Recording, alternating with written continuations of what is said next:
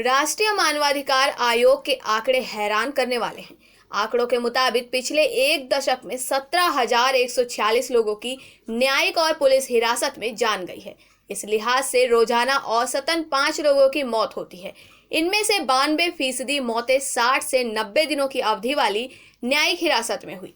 बाकी मौतें पुलिस हिरासत में हुई, जो 24 घंटे की अवधि की होती हैं। यह समय कई बार मजिस्ट्रेट के आदेश पर 15 दिन तक बढ़ाया जा सकता है। इस साल जनवरी से जुलाई तक 914 मौतें हुई हैं।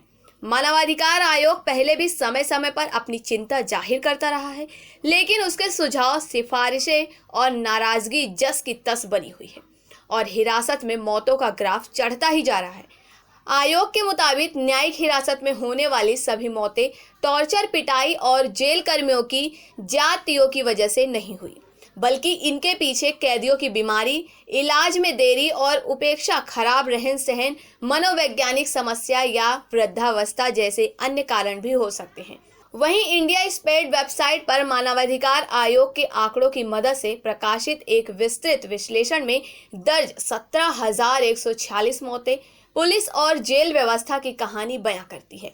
पिछले महीने तमिलनाडु की एक जेल में पुलिस बर्बरता का शिकार बने दलित पिता पुत्र की मौत ने इस ओर हर किसी का ध्यान खींचा।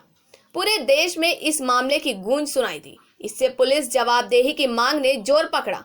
मद्रास हाई कोर्ट ने जांच का आदेश दिया और राज्य सरकार ने मामला सीबीआई को सौंप दिया। आपको बता दें कि मानवाधिकार आयोग के निर्देशों के मुताबिक ऐसी मौतों की सूचना 24 घंटे में मुहैया करानी होती है, लेकिन ऐसा होता नहीं है। निर्देशों पर दोहरी मार ये है कि रिपोर्ट पेश न कर पाने की सूरत में दंड का भी कोई प्रावधान नहीं है। इस बारे में जानकारों का कहना है कि पुलिस के पास अपने बचाव की बहुत सी दलीलें रहती हैं।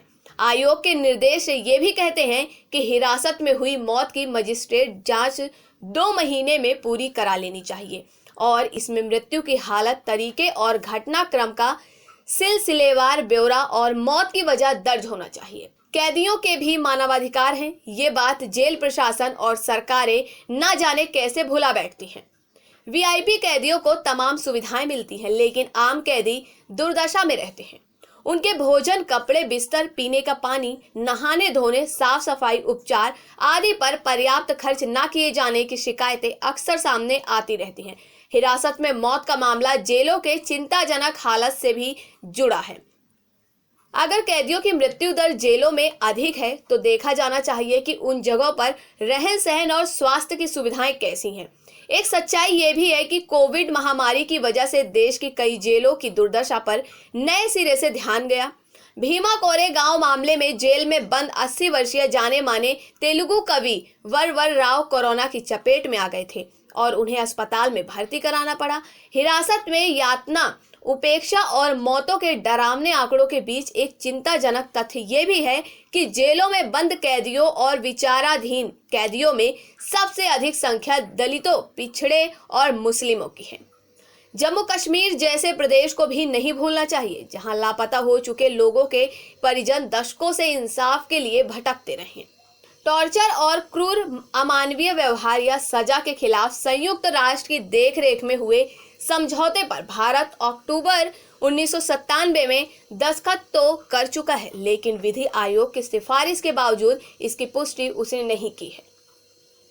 हिरासत में मौतों को लेकर एक मजबूत कानून न बन पाना भी इस मामले की एक बड़ी पेचीदगी है। राजनीतिक और पुलिस व्यवस्था और ब्यूरोक्रेसी के दबाव अपना काम करते रहते हैं। अक्सर इस मामले में ये दलील भी दी जाती है कि पुलिस पर अनावश्यक दबाव आएगा और अपराधियों को बल मिलेगा, लेकिन एक बेहतर और पारदर्शी व्यवस्था के दावे में ये तर्क नहीं खपता।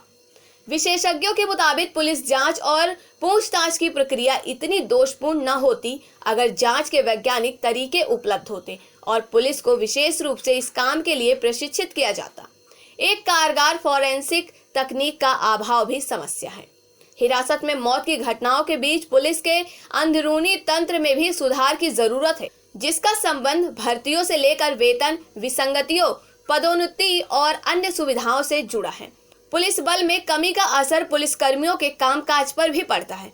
इन सब का अर्थ ये नहीं है कि वे अपनी खीज या हताशा गरीब, कमजोर और बेसहारा कैदियों पर निकालें। जेल सुधारों के लिए नियम कायदे बनाने के अलावा उच्च अधिकारियों और उनके मातहतों में मानवाधिकार के प्रति संवेदना और सजगता भी जरूरी है। मानवाधिकार आयोगों को भी और अधिकार संपन्न और प्रभावी बनाया जाना चाहिए।